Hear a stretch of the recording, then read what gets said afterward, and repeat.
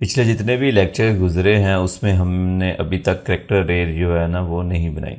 Character अरे हम क्यों बनाते हैं, उसमें जब हमने कोई स्ट्रिंग जो है वो ऐड करनी हो, स्टोर करवानी हो, तो उसे उसके लिए हमें करैक्टर अरे की जो है ना वो ज़रूरत पड़ती है। जैसे कि कोई भी चीज़ लिखी हो, जैसा कि आपका नाम लिखा है, कोई सेंटेंस लिखा है, तो उसे इंग्लिश में कहेंगे टेक्स्ट और प्रोग्रामिंग की दुनिया में उसे स्ट्रिंग कहेंगे। और उसमें करैक्टर्स होते हैं। अब देखें हेलो वर्ल्ड एक स्ट्रिंग है, हेलो एच एक करैक्टर है और एल दूसरा करैक्टर, इस तरह इसमें करैक्टर्स है। और जो इसमें स्पेस है वो भी एक करैक्टर है, वो भी जगह लेता है मेमोरी में। तो जब हम स्ट्रिंग को मेमोरी के अंदर स्टोर करते हैं तो हमें अरे की ज़रूरत पड़ती है। एक एक करैक्टर को स्टोर करने के लिए हमें उसकी मेमोरी में जगह चाहिए। एच को स्टोर करना है, एल को स्टोर करना है। अगर हम हेलो वर्ल्ड लिखते हैं, अगर हम किसी का नाम लिखते हैं, अली लिखते हैं, तो ए एक करैक्टर है, एल दूसरा और आई तीसरा करैक्टर है। तो ये जो जितनी भी स्ट्रिंग्स होती हैं, इनको जब भी मेमोरी में रखा जाता है तो हर एक करैक्टर को अलग अलग मेमोरी में रखा जाता है। तो उसके लिए हम एक करैक्टर अरे बनाते हैं। करैक्टर अरे चले ऐसे हैं कि 10 करैक्टर्स की बना लेते हैं। तो क्योंकि इसमें हमने करैक्टर स्टोर करने हैं तो इसकी जो डाटा टाइप होगी वो कार होगी, और नेम के नाम से इस अरे को बना लेते हैं और इसके ब्रैकेट में 10 मैं लिख देता हूँ। तो जब आपका प्रोग्राम चलेगा, ये स्टेटमेंट जो है लाइन नंबर 7 वाली स्टेटमेंट जब चलेगी तो होगा क्या कि मेमोरी के अंदर इस तरह ब्लॉक्स बन जाएंगे, मेमोरी सेल्स 0 से लेकर 10 तक। अब ऐसे करते हैं कि जो हमारा प्रोग्राम है यूज़र से वैल्यू लेते हैं और इसमें स्टोर करवाते हैं। तो सी आउट की मदद से मैं यूज़र को कहता हूँ एंटर योर नेम। जैसे ही वो नाम अपना एंटर करेगा तो जो सी इन है वो इस अरे में हमारा नाम जो है वो डाल देगा। उसके बाद हम ऐसे करते हैं कि सी आउट की मदद से इस नेम को प्रिंट करवा लेते हैं। तो देखें जो भी मैं नाम दूंगा, याद रखें कि मेमोरी में स्टोर करने के लिए 10 करैक्टर की हमने अरे रखी है। आप ज़्यादा भी रख सकते हैं। तो चले अली लिखता हूँ। अली लिख कर जैसे ही मैं एंटर करता हूँ तो वो देखें कि दोबारा उसने आपको क्या किया कि स्टोर करके बाद में फिर प्रिंट कर दिए। जो नीचे अली आ रहा है ये इस सी आउट की मदद से आ रहा है। ये सी आउट के अंदर ये जो अरे के अंदर जो जितनी भी स्ट्रिंग थी वो उसने प्रिंट कर दी स्क्रीन के ऊपर। तो ये प्रोग्राम के बाद आप इस काबिल हो गए हैं कि आप किसी का नाम या एड्रेस जो है ना वो स्टोर करवा सकते हैं इस अरे के अंदर। अब मैंने तो 10 करैक्टर्स रखी है, तो आपके दिमाग में ये होगा कि अली सिर्फ 3 करैक्टर ले रहा है, तो उसका मेमोरी में क्या सिस्टम होगा।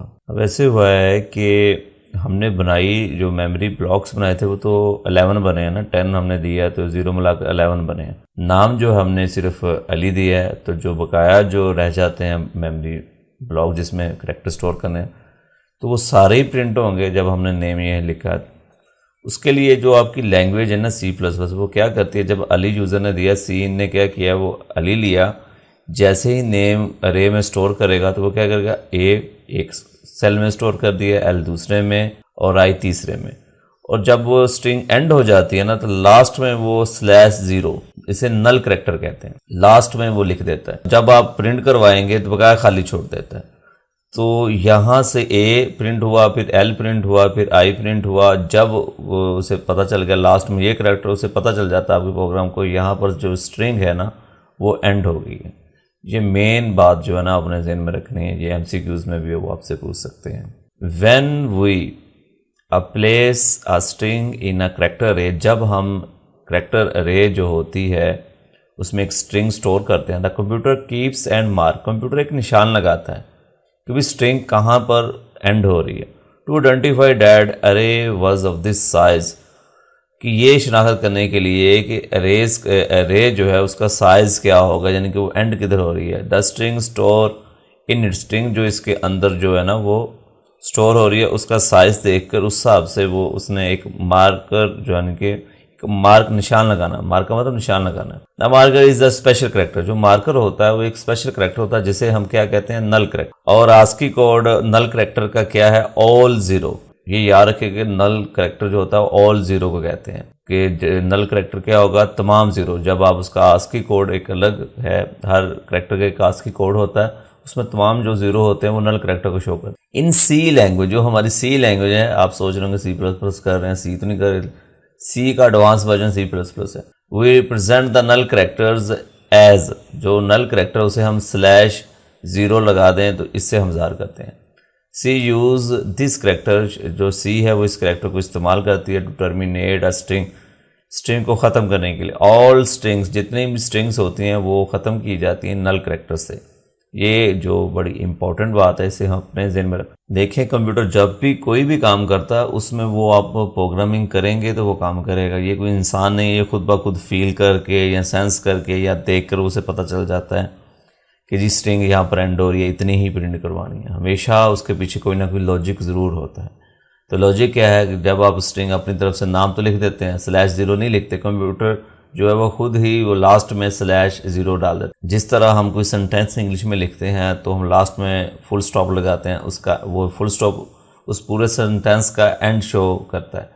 इस केस में प्रोग्रामिंग की दुनिया में कोई भी आप स्ट्रिंग लिखेंगे उसमें कुछ भी सिंबल डाल दें, इससे कोई उससे फ़र्क नहीं पड़ता। चाहे आप स्पेस डाल दें दरमियान में, वो भी एक करैक्टर। हर एक चीज़ जो आप कीबोर्ड के ऊपर आप लिखेंगे वो एक करैक्टर होता है और वो उस तरह स्टोर हो जाता है। लास्ट में नल करैक्टर जो आपकी लैंग्वेज है सी, वो खुद ही डाल देती। अब बात यह है कि इसे इनिशियलाइज़ कैसे करना है। तो जिस तरह आपने इंटीजर वाली अरे को इनिशियलाइज़ किया, इसको भी हम कर सकते हैं। अब ये देखें, इसे इनिशियलाइज़ करने के लिए क्या है कि आप आगे इसको सिंगल जो है ना, सिंगल कोड में एक करैक्टर दे दें। ये सिंगल कोड है, ए लिख दिया। देखें कि पहले हमने यूज़र से लिया इनपुट, लेकिन इस केस में हमने क्या किया है, यूज़र से इनपुट नहीं ली, अरे में खुद वैल्यू दे दी एक एक करैक्टर करके। और एक करैक्टर देने के लिए आपको मैंने प्रीवियस लेक्चर्स में बताया था कि सिंगल कोड इस्तेमाल करते हैं एक करैक्टर देने के लिए। तो अब देखें कि ये जो करैक्टर हैं जब इसमें स्टोर होंगे तो सी खुद से एक एडिशनल एक करैक्टर, नल करैक्टर भी स्टोर कर देगी लास्ट में। और अब हम प्रिंट करके देख लेते हैं। ये देखें, अली जो है वो प्रिंट हो गया। आपने अली जो है एज अ करैक्टर, इस करैक्टर रे को इनिशियलाइज़ करने के लिए हमने जो वैल्यू दी उस हिसाब से उसने स्टोर कर लिया और उसी तरह हमने प्रिंट करवा लिया। अब इसके अलावा इसमें एक और भी तरीका है जो इससे आसान है। आप इसको वैल्यू देना चाहते हैं इस अरे को, तो आप इसके अंदर अली लिख दें, डबल कोट के अंदर। याद रखेंगे, मैंने आपको बताया था जब भी हम स्ट्रिंग लिखेंगे वो डबल कोट में लिखेंगे। तो अब मैंने देखें कि स्ट्रिंग लिखी आगे और डबल कोट इस्तेमाल किया। अब होगा क्या, सेम वही प्रोसीजर वही होना है कि मेमोरी के अंदर अली का ए अलग स्टोर, एल अलग, आई अलग, और ख़त्म जहाँ पर हो रही है लास्ट में नल करैक्टर। अब ये देखना, अब इस तरह करके भी चला कर आपको दिखा देते हैं, फिर भी सेम वही रिजल्ट है। एक काम को करने के सम टाइम प्रोग्रामिंग में कई तरीके होते हैं। अब इसमें एक और चीज़ है, अगर आप कहते हैं कंपाइलर खुद जज करे उस हिसाब से अरे बने, तो अब इसकी ब्रैकेट को खाली छोड़ दें जिस तरह इंटीजर के केस में आप छोड़ते हैं। यहाँ पर चले मैं हेलो वर्ल्ड स्ट्रिंग दे देता हूँ। अब देखें लास्ट में मैंने स्पेस भी दी है, हेलो वर्ल्ड स्ट्रिंग दे दी। और अगर ये फुल स्टॉप डालता हूँ तो ये भी मेमोरी में एक सेल में ना, ये फुल स्टॉप एक एज अ करैक्टर है तो ये भी उधर स्टोर होगा। इसके बाद नल करैक्टर स्टोर होगा जहाँ पर एंड होगा, उस हिसाब से कंपाइलर अरे बना देगा। अब मैं ये आपको चला कर दिखा देता हूँ। ये देख रहे हैं हेलो वर्ल्ड, उसने प्रिंट कर दिया। अब आप देख लें कि आपको पता है कि इस अरे के अंदर ये एक एक करैक्टर जो है वो स्टोर है। तो आप सी आउट की मदद से ये प्रिंट करवा रहे हैं, लूप की मदद से भी प्रिंट करवा सकते हैं, फॉर लूप की मदद से। अब देखें कि यहाँ पर कंडीशन हमने लिखनी है कि आई जो है लेस देन और इक्वल किसके हो, इसके करैक्टर काउंट कर ले, क्योंकि ये जो नेम अरे है ना, वो इसके करैक्टर जितने होंगे उतना इसका अरे का साइज़ होगा। 1 2 3 4 5 6 स्पेस भी जो करैक्टर 6 7 8 9 10 11 12 और 13 तक जो है ना ये इसके करैक्टर्स हैं। तो ये ले मैंने, अब आई को इंक्रीमेंट कर देते हैं, यहाँ तक लूप चलेगी और ये लूप की बॉडी है। और इस लूप की बॉडी में सी आउट की मदद से अब हम क्या करते हैं कि ये जो अरे है नेम, अब इसके अंदर आई लिखते हैं क्योंकि इंडेक्स जो है वो 0 से फिर स्टार्ट होगा, क्योंकि आई की वैल्यू 0 से स्टार्ट हो रही है और वो लेस देन और इक्वल 13 तक चलेगी। तो इसके लास्ट में हम जो है ना वो एंडल भी दे देंगे ताकि आपको पता चले हर करैक्टर न्यू लाइन में जो है वो प्रिंट हो। तो अब मैं आपको चला कर दिखाता हूँ लूप। ये देख लें, HEL हर एक करैक्टर अलग अलग प्रिंट हो रहा है, स्पेस भी अलग प्रिंट हुई है। लास्ट में ये देखें इस तरह प्रिंट हो रहा है। ठीक है, अगर आप चाहते हैं कि एक ही लाइन में प्रिंट हो तो ये जो एंड लाइन है ना, इसको मैं ख़त्म कर देता हूँ, अब चला कर दिखाता हूँ। ये लें, अब एक लाइन में सारे प्रिंट हो गए हैं लूप की मदद से। लेकिन अगर आप ये वाला जो अरे साइज़ के हिसाब से हमने ये नंबर दिया था कि इतनी लूप चले, अगर मैं इसको कम कर देता हूँ, सपोज अगर मैं इसे कर देता हूँ 5 तक, तो आप देखें 5 तक करैक्टर जो है वो प्रिंट होंगे। ये लें 5 तक हेलो तक प्रिंट हुआ, 2 और 5 करेक्टर यहाँ पर देखें प्रिंट हो गए। तो ये लूप की मदद से आपने एक एक करेक्टर जो है ना वो प्रिंट करवाया।